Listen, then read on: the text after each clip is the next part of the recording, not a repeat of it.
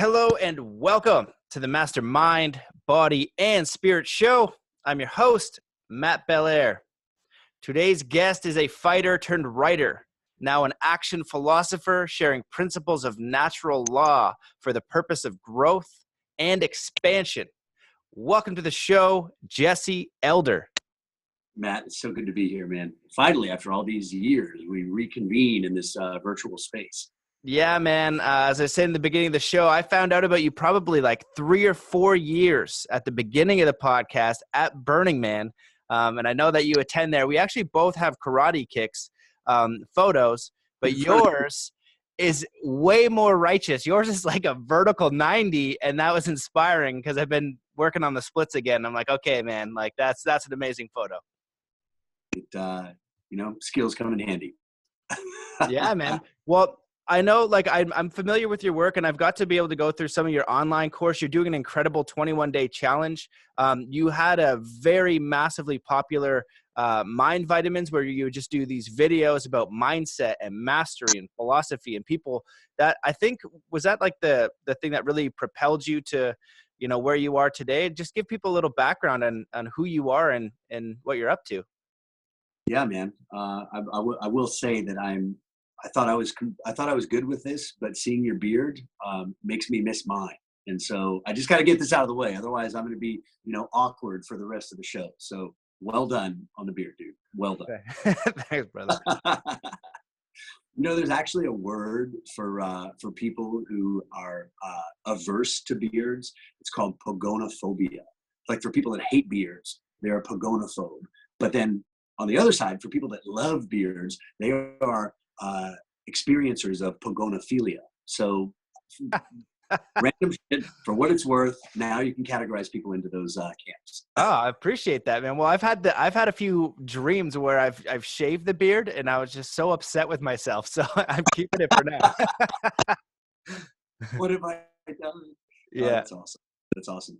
Yeah, I appreciate the opportunity to be here and to co-create with you, as we kind of talked about before the show. And whatever unfolds today, it really is the sort of elicitation of info that is between you and I, between the listener and the viewer, and what everybody's doing here. I might have the words from time to time, but that's mostly because I grew up with, totally shy, really kind of awkward. This homeschooled kid in South Texas, and I just read so many books, and so I developed a vocabulary. So I might have the words and some of the concepts, but this is every bit a co-creation. And without the listener and the viewer and you and all of us doing this, I'm squat. It's like I'm just a dude in a hotel room in LA just talking to himself. So it really is it's a full-blown co-creation here. I'm really looking forward to it. The intro, the question you asked about the Mind Vitamins, it was a total, it was just one of those things. I had sold my martial arts schools. I had a chain of schools and a consulting company for most of my life. For a couple of decades, I did that. And then in 2012, I realized that I'd reached the crest of that arc. I knew that I was finished. I saw down that road. It wasn't me. It wasn't what I was here to do. And that process took some time to unravel, because I had an amazing lifestyle. Money was flowing. I had a lot of freedom. I had influence and impact and respect and all those things that we're striving for. I was also married. I had family. I had a big house in the suburbs, and I had a country club membership of all things, and a Mercedes and a motorcycle. And I had all this stuff, but still I was like, I feel like I'm playing a role. I don't feel like I'm being fully me. So that process of awareness started to unfold. And by 2012, I realized that I can't do this anymore. So I ended up selling the business. And then within 6 months, had all this mental bandwidth open up. And I realized that, oh shit, man, my relationship isn't what I thought it was. And it wasn't even that it was bad. It was just, we had just grown in different directions. And so that sort of unfolded and resulted in a separation and then divorce. And then the sale of the business basically went to go pay for the divorce, because I agreed to things that was like, no, let's you take this, I'll be fine. And then I look back in 2013, totally hard reset. So I didn't know what I was going to do. I didn't have a plan. I did have 2 clients that I was working with in a strategic capacity, taking what I'd learned in the martial arts and helping them on their own business and their own mindset. And basically, one client was making my rent payment and the other one was making my car payment. And that was about it. There wasn't really much left over. That's when the first video hit. I was in such a space of uncertainty, but I was learning to really trust my intuition. I was learning to really trust my gut.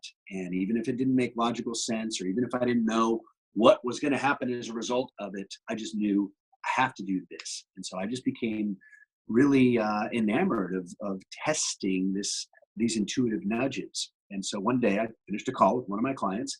He was doing great. He was happy, which meant I had some sort of job security. And then I did this video and I put it on Facebook. And at the time I had about 300 friends. And about a week later, that video had more shares than I had friends. I was like, oh shit. And of course it was wildly reassuring for me. It was like, I have value in the world, And even though that applause didn't turn into income, I knew that I was on the right track. And so seeing the feedback from people and getting messages from people saying, wow, that video really helped me, that just filled up my heart and encouraged me to do more. So I kept making them and started calling them the mind vitamins, and just grab my phone and would just make these things. And it was very, very cool what happened, because it was just this sort of organic, I know it's an overused term in social media, but it was truly organic. I was riding the wave along with everybody else. I had no idea what my next video was going to be, no idea what I was going to talk about, no idea where the next dollar was going to come from other than those 2 clients. And it was glorious, because it was that fresh feeling of, what the fuck am I going to do today? And I started to just embrace that feeling instead of being afraid of it. I started to realize, dude, this is like the natural state of a human being. This is like being a kid, and it's Saturday morning and you have no chores to do and you can do whatever you want. And I started to tap into that feeling of freedom rather than the fear of, I don't know what I'm going to do. And man, that was the thing that made all the difference in the world. Once I understood that I could convert that energy of fear into this sort of insane enthusiasm, which became creativity on demand. Now, once I figured that out, I was like, oh man, I'm never going to live another way for the rest of my life. I was getting a lot of light here from that. So nice. So yeah, man, it just flowed. It just happened, and it continues to happen. We have a team now, and the videos. Last month, we reached about 60 million people with those same videos. But the team's job is to enforce my weirdness and to enforce my liberty, and to keep me kicked out of the cocoon and being nomadic and doing weird, cool things that I feel are weird and cool. And maybe they're totally stupid for the rest of the world. And I don't care, because I'm not here for the rest of the world. I'm here to live my life. I've just observed that when somebody lives their life according to their judgment, their values, their beliefs, their intuition, it has this really interesting catalyzing effect on people around them. It's sort of, I don't know, grants permission for other people to be their own unique selves. And so far it's holding up. That's amazing, man. I didn't know that backstory. That's pretty interesting. I didn't know you went through that experience. I knew about the martial arts schools, and they were incredibly successful, and they were all black belt schools. And you're an amazing martial artist yourself. I'm curious, well, maybe to dive deeper on the fear thing. I think that that's really important. And also just what has martial arts taught you in general? I know for me, I grew up a martial artist as well, and that influenced everything in my life. It influenced myself as an athlete, as how I view the world. Everything that I do has that influence for me.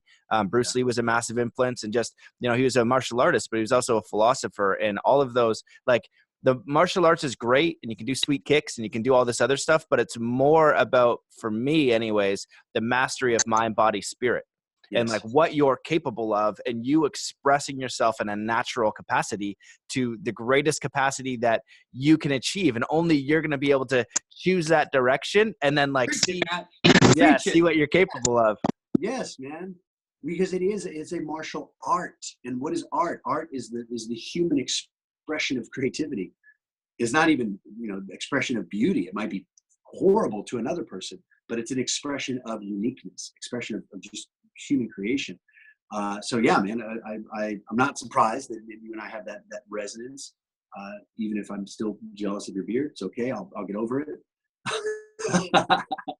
That feeling of being on your own leading edge, intellectually, physically, emotionally, mentally, and then somehow, whether it's in sparring or it's in training and doing a combination, or just getting on the bag and going through these insane repetitions until you can't move anymore.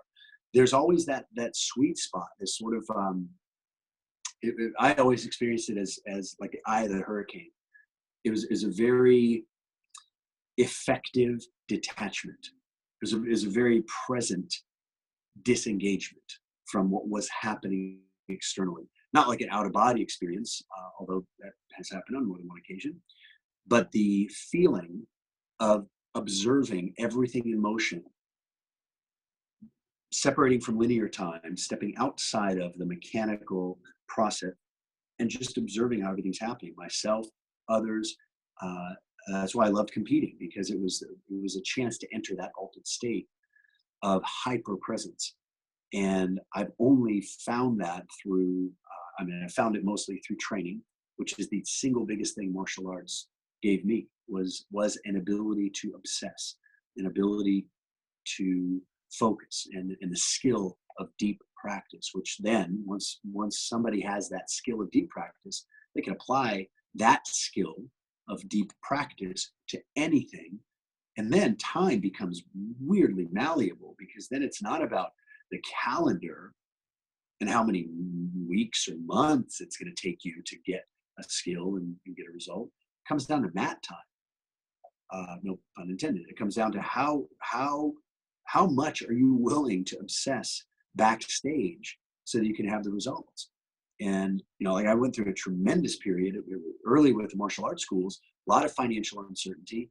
I was realizing that nobody cares really how good of a martial artist you are. Nobody cares how good of a teacher you are. It doesn't even matter if you're a really good person.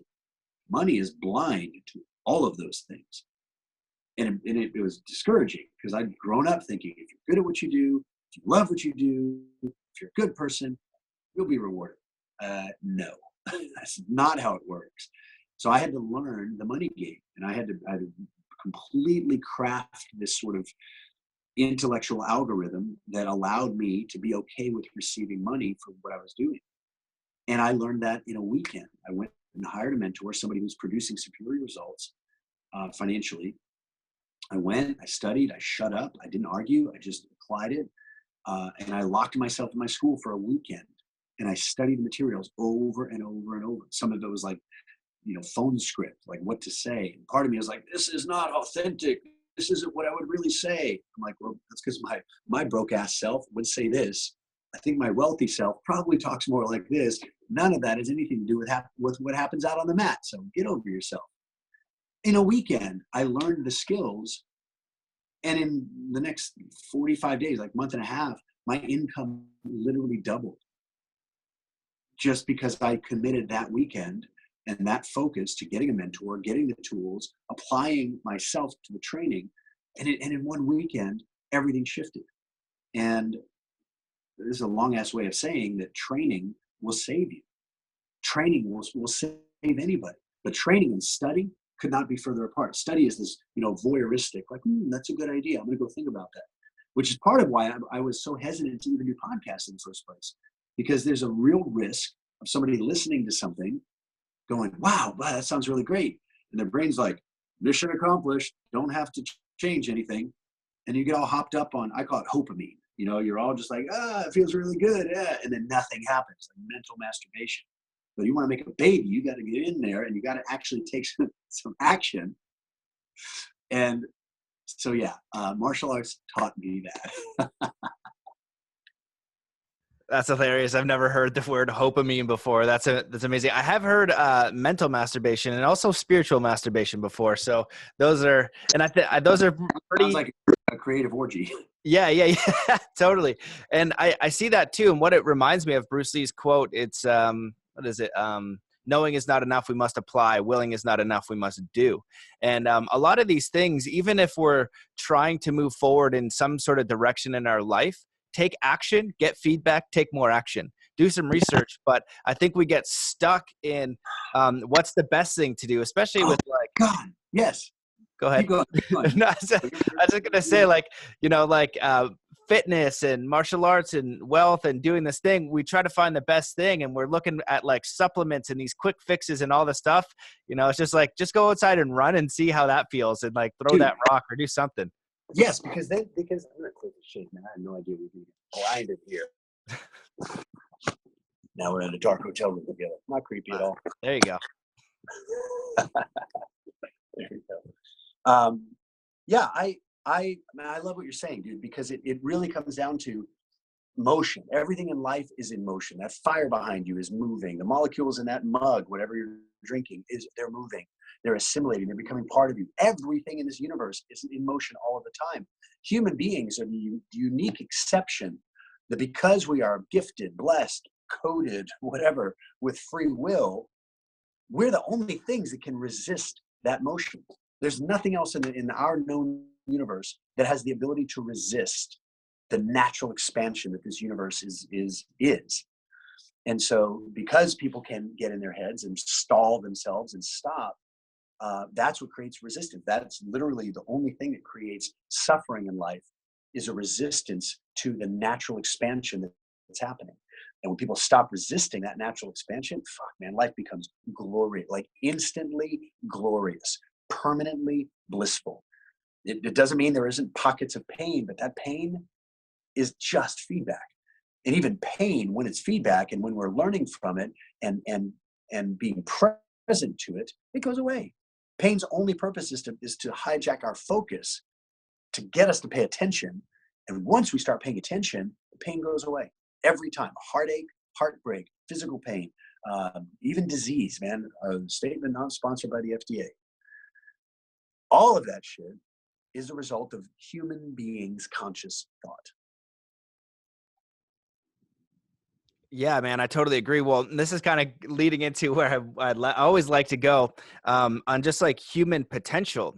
For me, that was what I was curious about. What are humans capable of? What am I capable of? So, started my journey and meditated with monks in Nepal. And then I wanted to be a good martial artist. So I trained professional MMA in Thailand at a MMA camp. But the ultimate experience was going to Shaolin Academy in China with legit 34th generation Shaolin monks, because I wanted to see if you could actually break the stone, do the things over the head, all of that kind of stuff.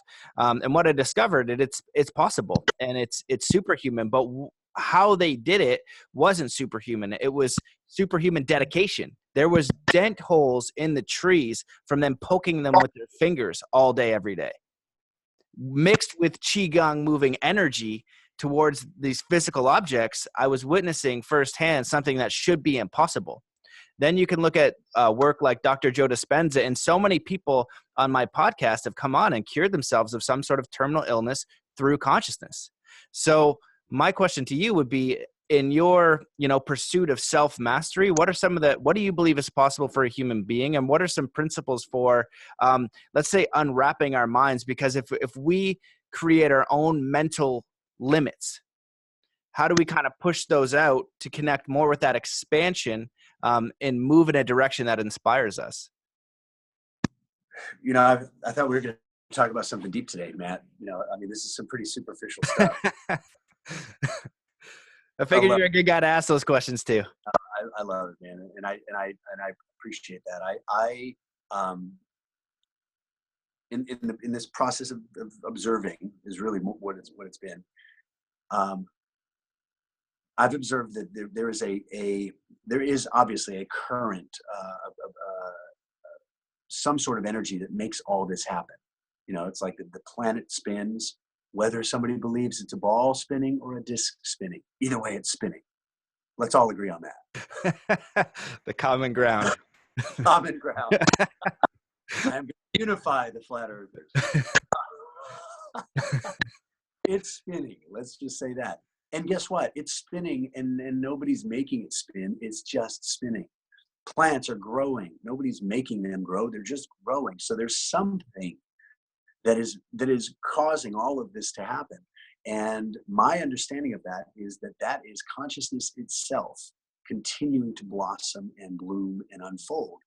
And currently, in this linear illusion of time, our universe is expanding. Maybe there will come a time when it starts contracting. Time will go backwards and everything will go right back to the void. That's cool too. In the meantime, here we are in this obviously expanding environment. And so the notion that in order to grow, we have to accumulate something or acquire something that we don't already have. We have to collect something that we don't already have, or we have to get access to something that we don't currently have access to. All of those premises are in complete defiance and ignorance of observable natural function. There is nothing in this universe other than human beings that struggles to grow. Acorns don't click a Facebook ad and go to Oak Tree Academy to learn how to do what they're born to do. Birds don't get together on LinkedIn and find out where's the next place that they can go to flight school. All of these naturally observable phenomenon do what they're built to do. The challenge and the beautiful cosmic joke is that human beings, as the leading edge of consciousness, human beings have the one thing that nothing else in this sphere of reality has, and that's the ability to choose. Trees can't, acorn can't choose to be something else. A dolphin can't choose to be an elephant. Human beings, though, we can choose whatever our direction is going to be. And I know it's very popular right now, sort of this new movement, people saying free will is an illusion.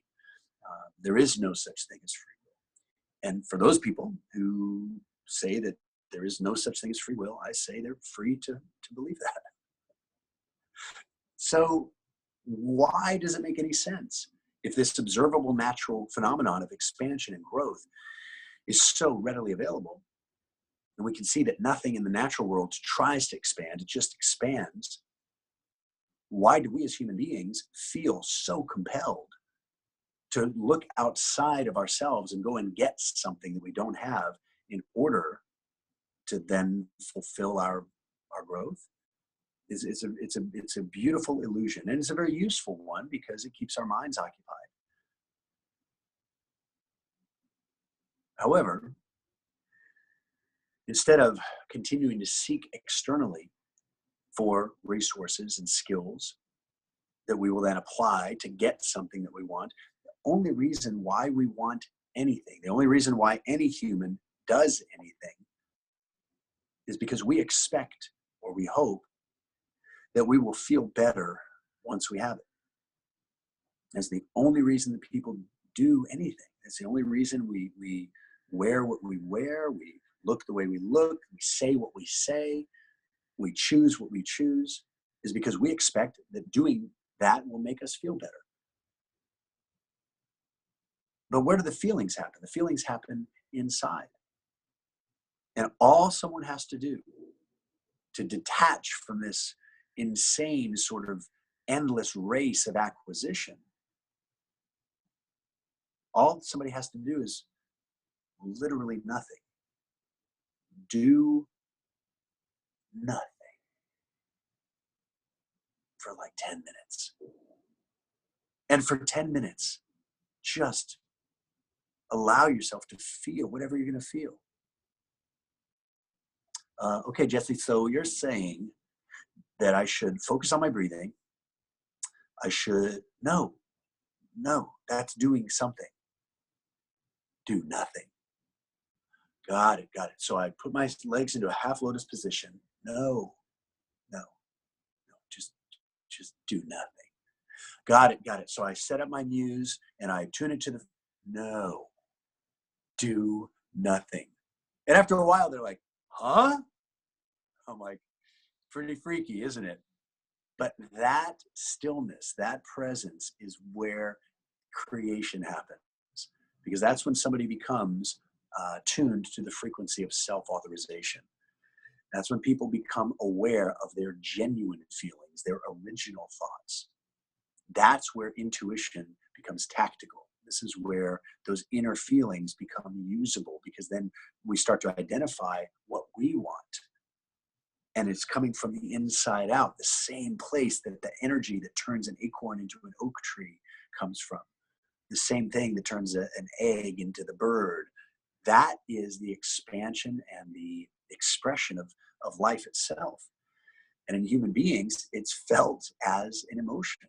And every human being on this planet, billions of us, each one of us we arrive with our own, not only genetic expression, which is malleable, but we arrive with our, there's a hokey term, but like our own spiritual DNA.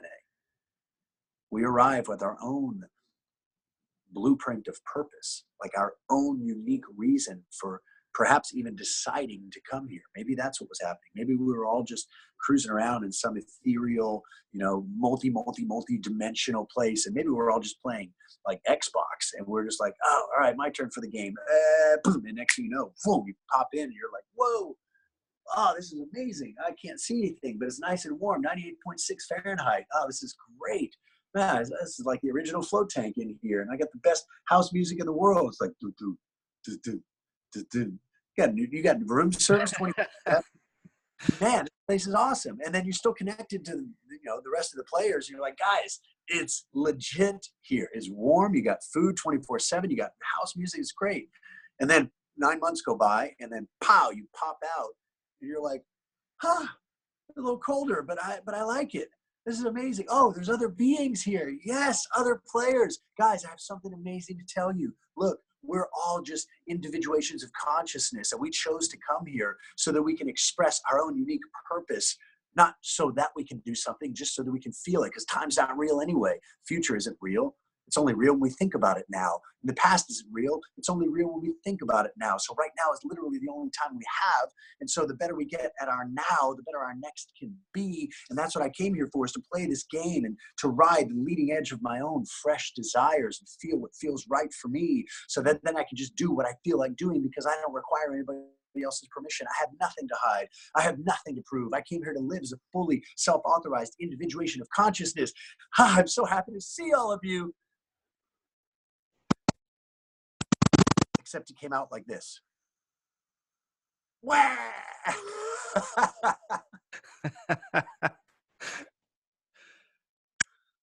Oh man, that was amazing. It is amazing. That's fucking life, man. That's why we're here, in my opinion. And I'm not saying I'm right. I've just found that to be the most useful belief yet. And I've been aggressively split testing paradigms for my own selfish purposes since I was 17, 18 years old.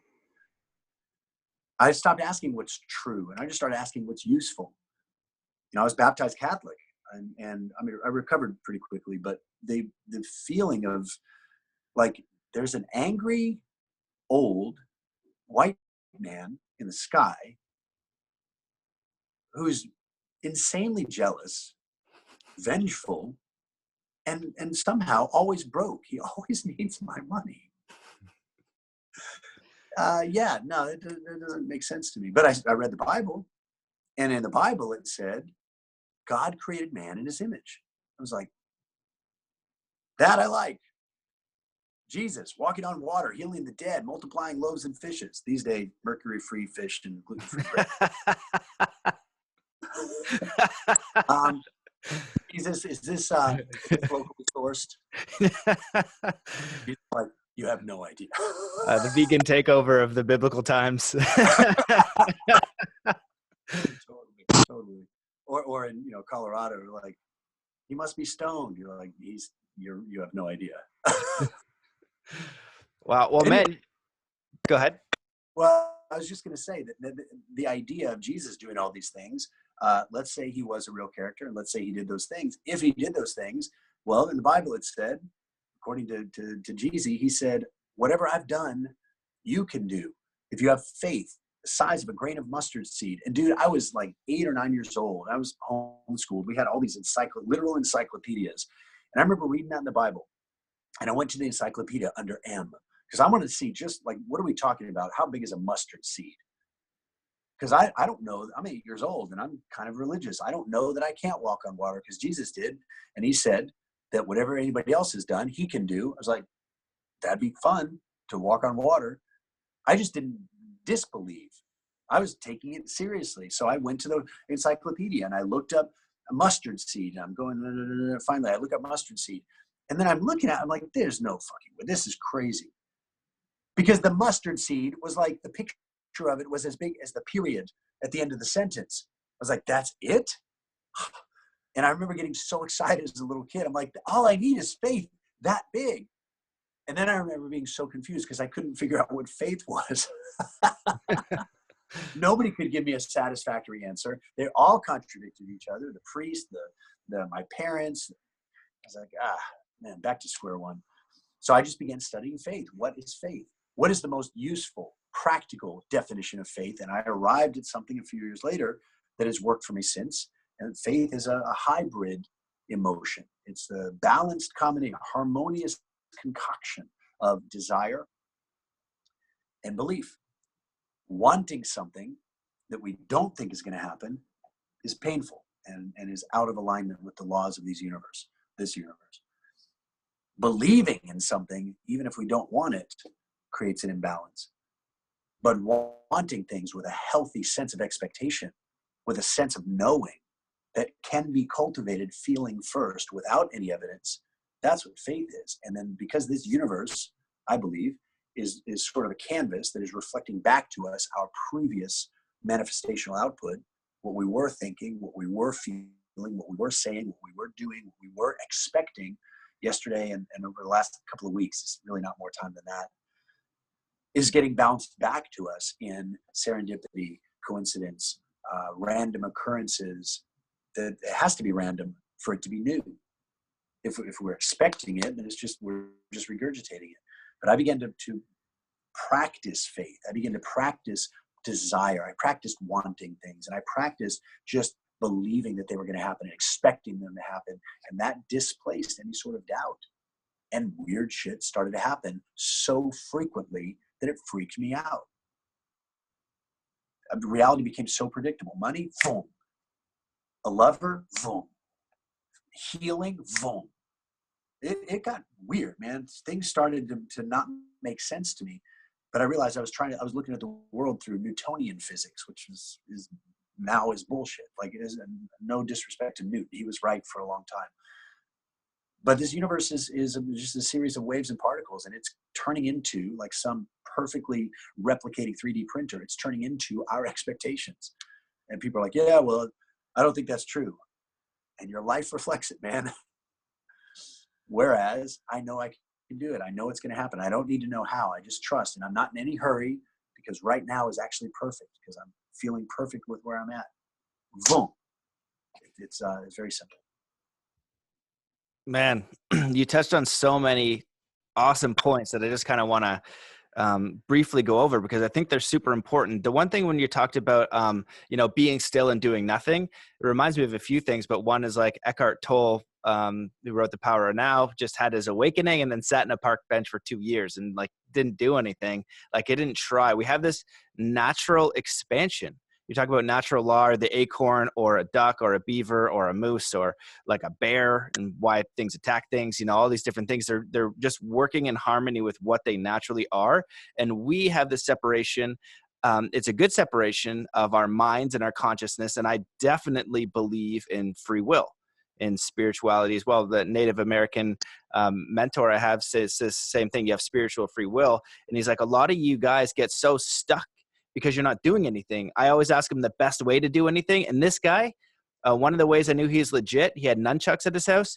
He looks like Bruce Lee with nunchucks. He has an iron ball on a 30-foot rope and looks like a Shaolin master, and poi of lead. He will F you up, and like any kind of like with a staff. I was like, oh my God. And I'm like, well, what's the best way to do this? He's just like swinging around. He's just like, no coaching, just get into it. But to connect to that natural source, you need to understand. People like, they're like, I don't know how to tell the intuition part with, you know, the logical mind part. And it's because they haven't learned, to me anyways, how to quiet their mind. They don't know how to distinguish those two voices. One fear-based logic tied to the material world. And you talked about materialism, and in the game, there's two types. There's one where you're trying to acquire the stuff, which you need, you know, you need the roof over your head kind of, right? And you need food to survive. But there's also the internal stuff where Alan Watts will talk about the absurdity of personal development and self-help. He's like, who is improving who? Like, it's just absurd. Like, what are you doing? So once you can kind of distinguish those voices, right? Figure out the real you beyond fear. This is who I am. This is how I want to expand beyond materialism and worry that if it doesn't work out, I'm just going to die and evaporate in this illusion. You got to get past that. That's the real voice. That's the real you. And if you can learn to quiet your mind, you can connect with that. Then you add those elements that you talked about with like the dedication, the balance, the practice, because that's your mystery going in pure blackness. It's like we are in the middle of the video game and everything around us is pure black. You can't see anything, but you make a choice in a direction that's meaningful to you. Yes. And you do that. Nobody really has any idea what is actually going on. We're all experiencing it through our own consciousness. So when you make that choice in your version, in your, it's your leap of faith, it's your trying, get feedback, and now you're opening up a light in a direction that's meaningful to you. Yes, 100%, which is every bit as real as the shit that we can see and touch and feel. It just hasn't pixelated yet. It hasn't rendered because it's not relevant. You know, if you're playing VR, this is where I do think the simulation theory concept is useful, because, you know, if you're playing VR, the whole game exists on the machine or in the cloud, but you don't need more than you can see. But then the moment, that's why, you know, Oculus and Vive have done so well, is because Oculus especially was the first VR that had predictive rendering. The machine could start to feel the gyroscope and would render faster. So you didn't get the lag. That's why people got sick in early versions of VR. They'd turn and then the scene would shift and your brain's like, no. Oculus had predictive rendering. And so when I was studying that and understanding it, I thought, well, that makes sense. Like, I like that as a metaphor. I don't believe that it's a literal thing that's happening. I don't find that useful to believe. But I do understand, or it makes sense that there's this predictive rendering. And I love what you said about all you can see is right here. The rest of it is literally the void, except the void is completely pregnant with every possibility that our minds can imagine. And that's the beauty of creativity and fun and play. And I also love what you said about the distinction between the external need for the thing and the internal experience of the thing. When people say, I just want a lover, actually what you want is love. Yes, I mean, it's amazing to get in there and get that physical connection, and then you have the chemistry and all of that stuff. I mean, that's no substitute. However, having the need for that to feel what you really want to feel, which is the essence of the relationship, we're always getting the essence of whatever vibration we're at. So the wealth has its own essence, its own vibrational essence.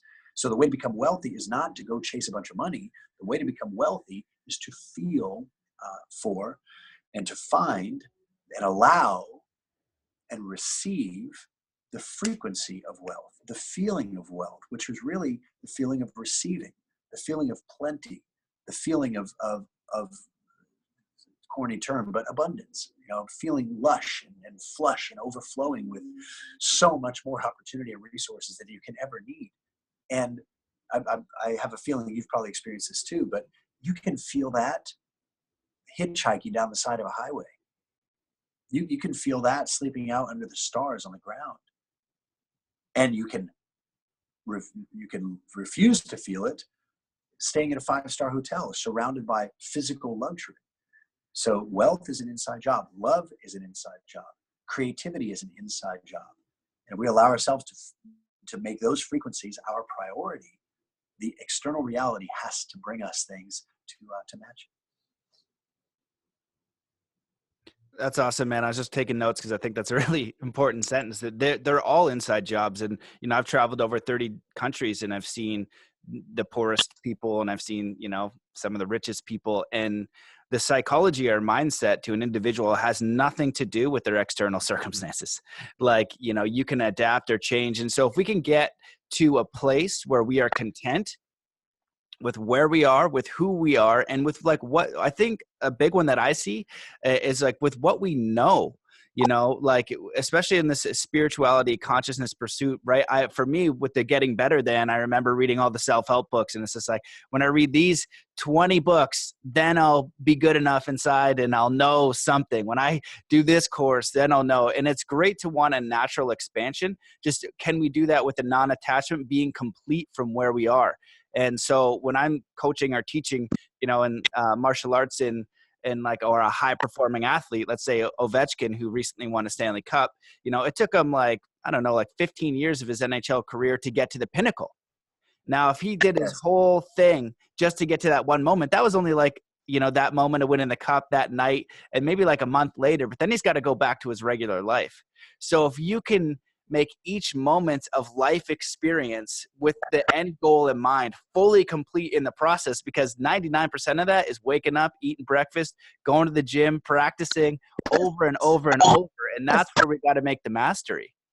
Yes, dude, we're on words, mere mouth words. At this point, we just look at each other and just like click and cluck, and we're like, we'd be like, I got you. Yes. Essentially what we're doing. Basically, like a good linguistically induced acid trip, pure natural. So this one thing that I just heard you say is about the, you just, you see it, you know that it's done. It's just not here yet. So you just keep doing what you're doing. But it's a huge difference. Like this is a whole I believe an incomplete premise in many dogmas, doctrines, disciplines, theologies. This weird notion that desire is somehow bad.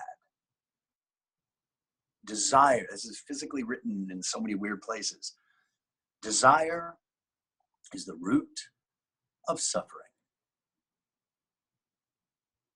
What the actual fuck?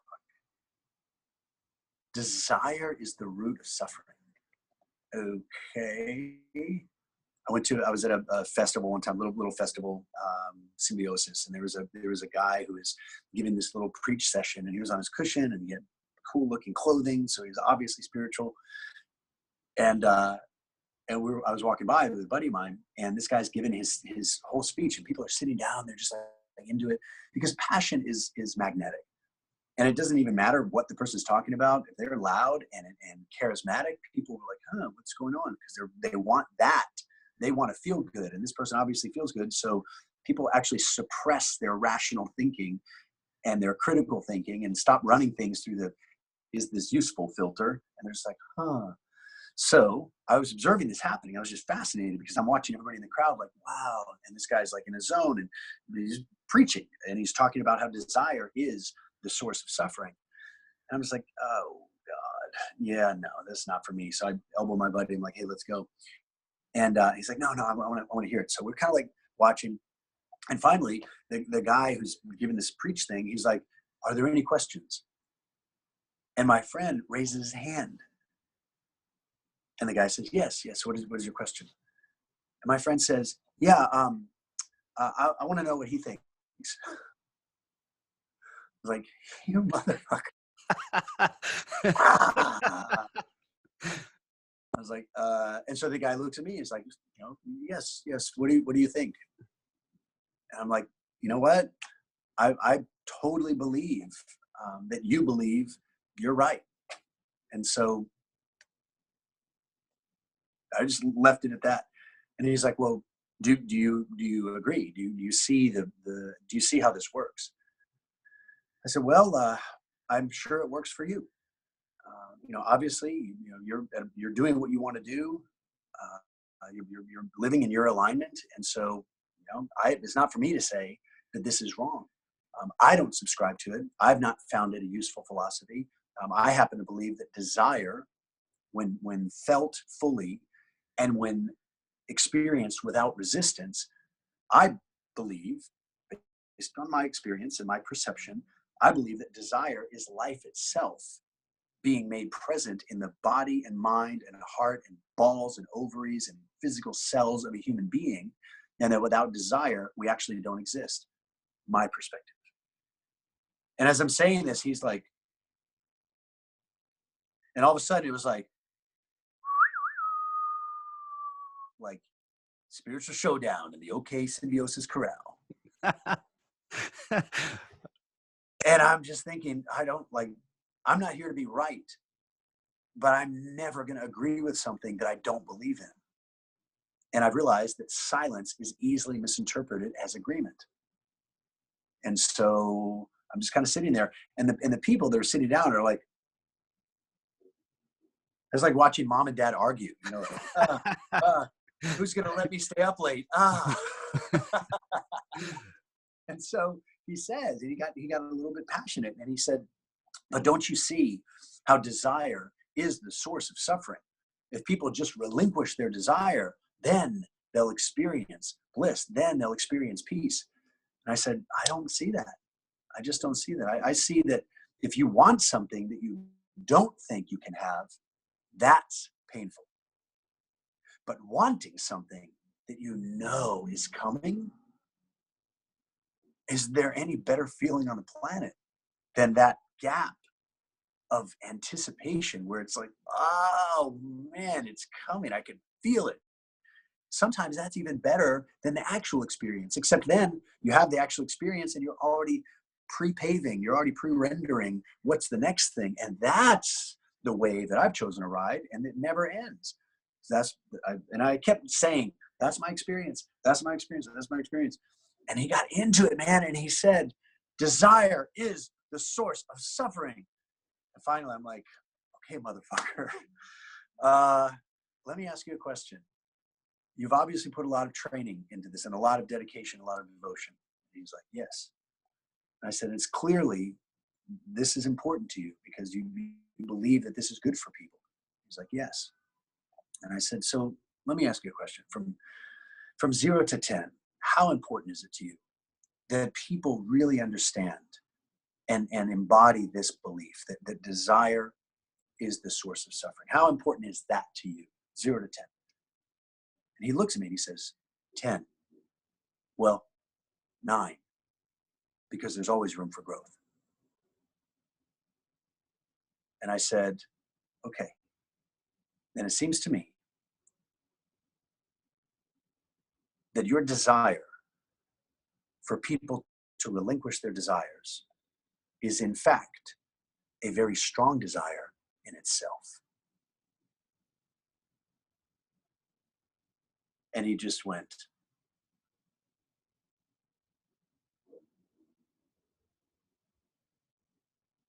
I elbowed my buddy. I said, we need to get out of here. So I bowed. I said, thank you for the dialogue. And I left. The reason that stories and that experience stands out for me is because I used to believe the same thing.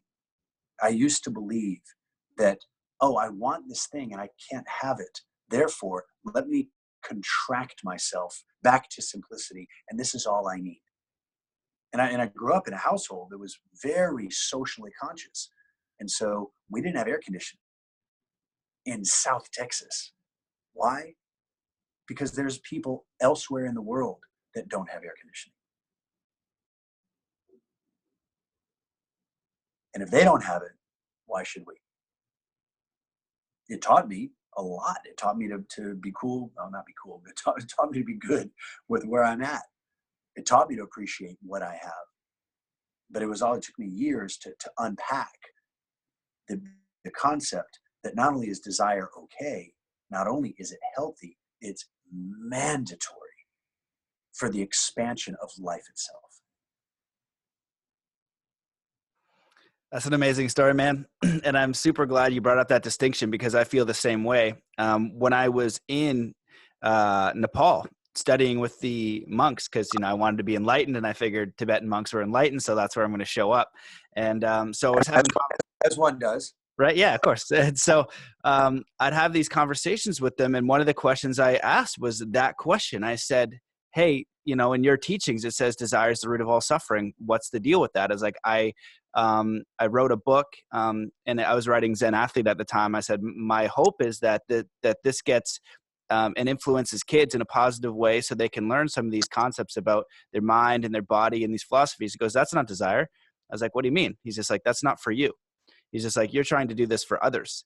And he went on to share the distinction of a desire. And I think like what I would break it down to is an egoic desire.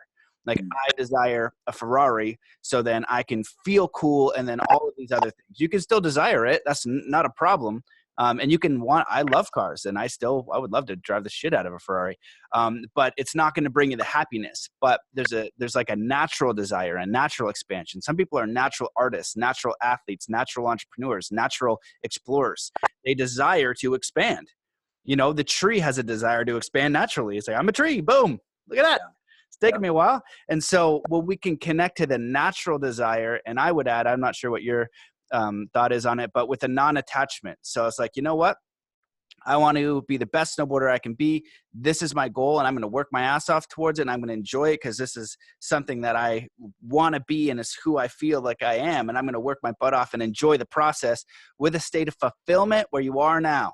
Because you get a kid into like gymnastics or being an NHL hockey player or being whatever they are in the world. It's like, you're 8 right now. Just go ride your bike. We are going to practice the thing, but you got to go over. You got to come home for dinner too. And you got to do all these life things. So if the whole time in their mind that desire is when they get there, then they're going to create suffering. I think that that's what it means. But what happens is a lot of the time we take the teaching, I think, without a complete view. And then what that does is it's a self-imposed limitation.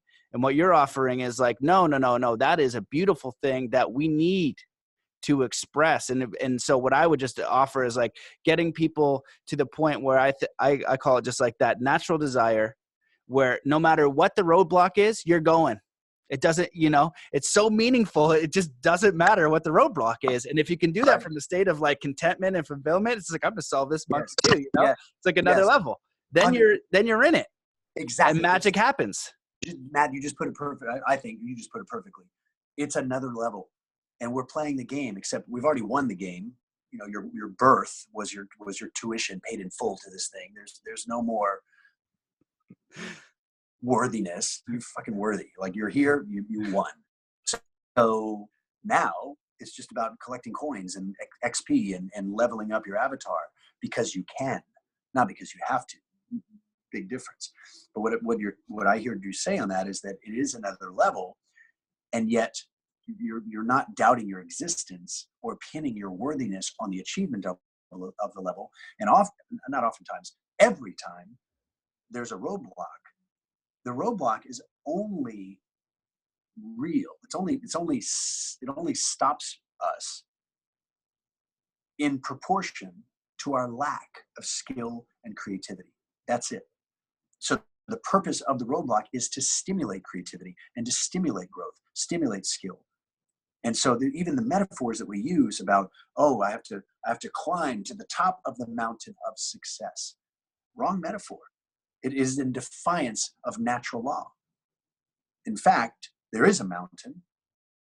I say in fact like it's true. I've just found it more useful, infinitely so. There is a mountain, but we're at the top of it. And everything we want is at the bottom. The hot tub, the hot toddies, the hot people are all at the bottom of the slopes. And we're up top and we're strapped into a snowboard and we're like, whoa, yes, I know what I want, but I don't want that now because there's so much epic shit to do on the way. And all I have to do is just come off the shelf a little bit. And now, and I'm enjoying the gravity, and I'm enjoying the sound of the snow crunching under the board. And I'm enjoying the feeling of the breeze in my face. And I'm enjoying noticing that there are trees that I don't need to give my attention to. I don't need to stop and rally all my friends to do a protest to get rid of the trees, because the trees are, if I hit the trees, they're going to stop me. And then I don't get what I want. Down with the trees. No, there's an awareness. Yeah, there's a tree. And now that I'm slightly aware that the tree's over there, all my focus is on this beautiful path in front of me that I'm carving. The purpose of the tree is to give me a little bit of contrast to know where not to go. I don't sit there and stop and curse the tree for existing. I don't run into it as hard as I can to show it that I'm here. The tree would be like, what's up, bro? Wipe yourself off of me. Instead, it's just this beautiful ride with the awareness of the contrast, the trees, and an awareness that this ride is leading to another experience called hot tub, hot toddies, well, in my case, hot women, but to each their own. If that's where we're going, and we're insanely just in love and present to the process, why would I want that snowboard ride to be over faster so that I could get to the hot tub? Because then I get to the hot tub and I'm just like, where's the flight home? We have the ability to engage this hyper presence and infuse this moment with a balanced concoction of consciousness, equal parts, active appreciation with what is, reflection on the progress that's been made, which then reinforces that appreciation with an eager, creative anticipation of what's coming next. In my life, this is the Trinity. This is the Father, the Son, and the Holy Spirit. Very gender specific there. This is it, man. This is the trifecta. Noticing the progress that's been made, being insanely actively appreciative, which is far, in my experience, far more powerful than mere gratitude. And then an eager anticipation of what's coming next through imagination, through observation, seeing something, go, wow, that's cool. You know what?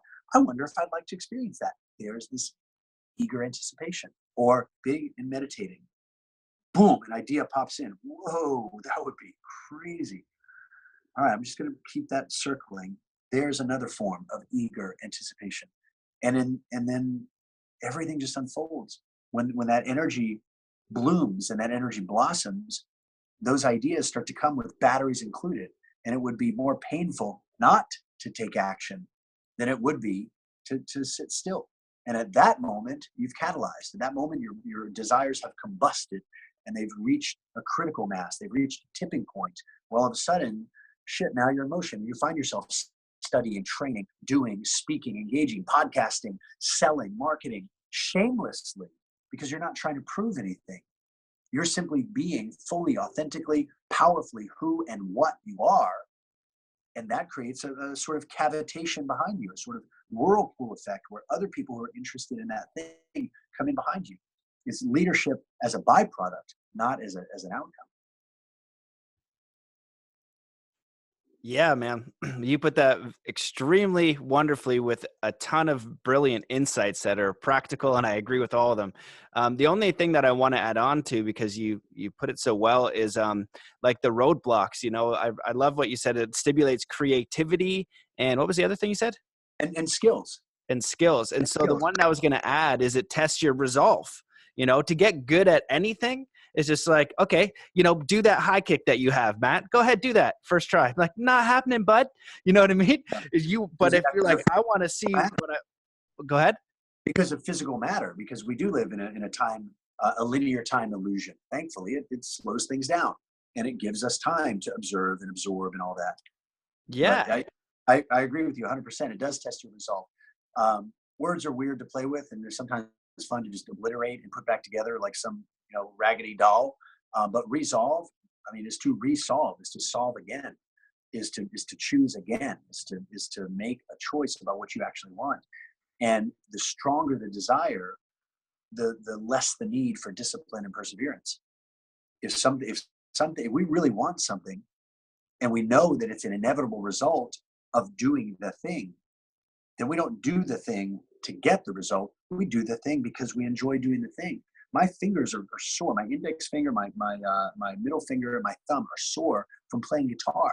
Because 3 weeks ago, I realized, oh, shit, I need to learn electric guitar. Not how to play guitar, but how to play one song. I just want to learn to play one song.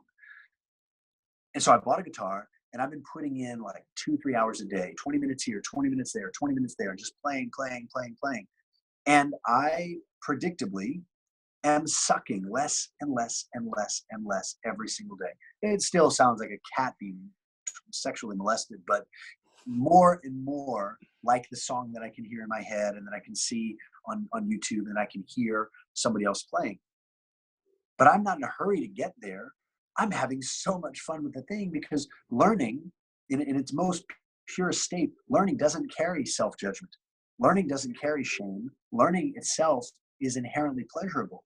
It's simply feedback and the observation of the known versus the unknown and bringing those closer together. So the roadblocks and the resolve, I agree 100%. Roadblocks do give us a measure of our resolve. And resolve, in my experience, resolve is making the choice over and over again to just want the same thing. To allow, maybe it's ourselves, some future self that is existing simultaneously elsewhere, outside of our linear perspective, that's already experienced that, who's living that right now, who's making the money, has the relationship, has the body, has the book, has the whatever, and is thinking back to or over to us. And it's sort of like that version is remembering when it was a desire. And now here we are, and all of a sudden we're like, oh, I have this idea. Well, did we? Did we get the idea? Like, did we just have this idea as an imagination? Or did we catch a memory of our future self? Who knows? Maybe it's the same thing. Piercing time outside of this very narrow, limited, linear focus.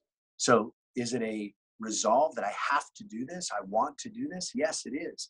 And it is a remembering, it is a reconstituting or catching of perhaps a memory of our future self who's going, man, I remember when I really wanted that.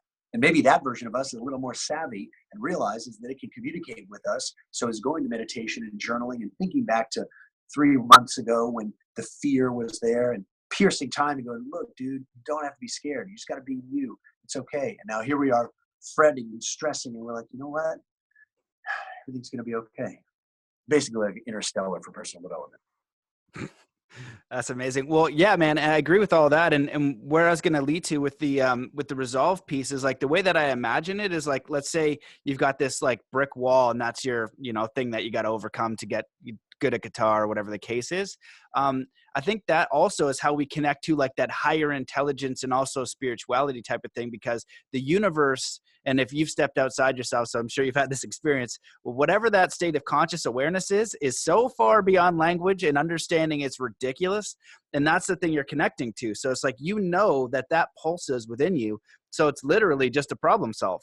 It doesn't mean, and each block, quote unquote, will just be like a new thing that you get to solve. And like, then you'll learn like and invent a new tool. All of a sudden you invented a hammer because before you didn't need one. And you're like, well, what the heck, in the universe? And you connect with this higher spirit, you are what you're capable of, and the whole universe. And it's like, yo, what about that? And you build this little tool all of a sudden, and now you chisel down that wall. And then the next one, it's just like, you're looking at it, you give yourself some time, you enjoy this level, you do a little dance, and you're like, oh, now you've invented like a little, like rocket shoes. You're like, poof, rocket shoes.